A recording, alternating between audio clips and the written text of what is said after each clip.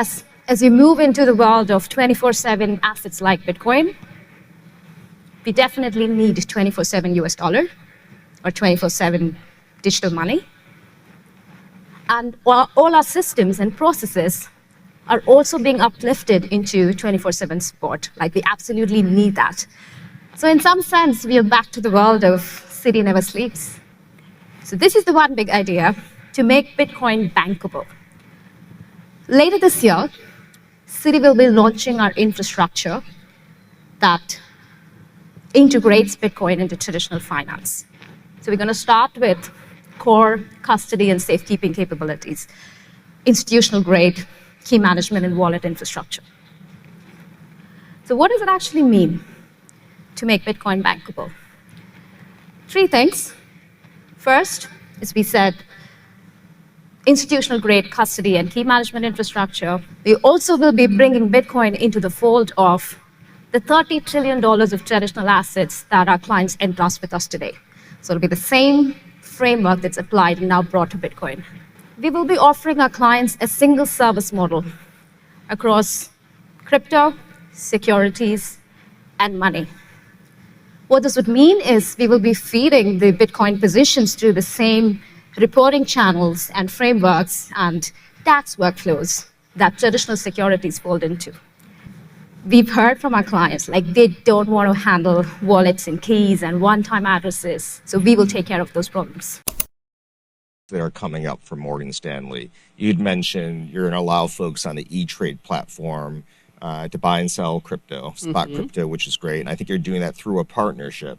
And then I think later on, at some point in time in the next year, you're actually going to build out a native custody and exchange solution, which I'm pretty excited about. You'll potentially be the first major bank to offer that. Why is that piece important? And what are you thinking about? Like, how does that strategically fit in? Yeah, I think it's a natural, we really need to build this out internally. We can't just primarily rent the technology to do this. People expect Morgan Stanley, they trust our brand to be no fail. And when you sit in that position, you have a significant responsibility to your clients to make sure that you're delivering that in any level of technology. So I think that's one of the things that we want to do. It's a totally different environment to know that you are custodying your assets. You have legal custody with Morgan Stanley, and Morgan Stanley is overseeing those assets for you.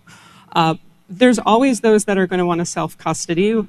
That's a natural part of this space, especially in the Bitcoin space. I think for some of you in the room that may not know my background, prior to being in the digital asset strategy space, I ran our emerging market investing business for the last 13 years, and I've been at the firm for 26. So my entire background in emerging markets, as you can imagine, the adoption of Bitcoin and cryptocurrency. I mean, I think we lead 17 of the top 20 markets of adoption around the world. This has been a very, very long journey for me, being on the ground with many of these companies and investors and users of cryptocurrencies early on. So, one of the things that we really want to do is just make sure as this continues to mainstream and institutionalize that we're being able to provide those services to clients.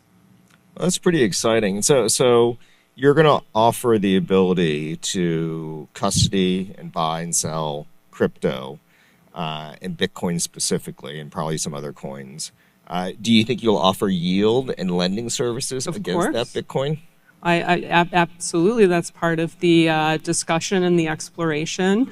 It's a natural part of the roadmap to continue to explore. I think we're in very early journey on that, just in terms of the number of products that are out in the market. I think we've seen even this year, little bit surprised at how much momentum there is around DeFi lending. That's definitely a topic that we've seen pop up again and again. We see headlines around that in this year, but a little bit of a different product than what you have with Stretch. Yeah. And so awesome. So crypto, custody, exchange, yield, lending, which, by the way, I think is going to be world changing when you do that. So $8 trillion in assets on platform. I assume part of this is a commercial decision because people have crypto assets off platform. Yes. Do you have a sense of how much that might be? It's a considerable number Yeah, so it's a lot. of current clients. Right, and so you would then get that onto your platform. 的点赞关注哦。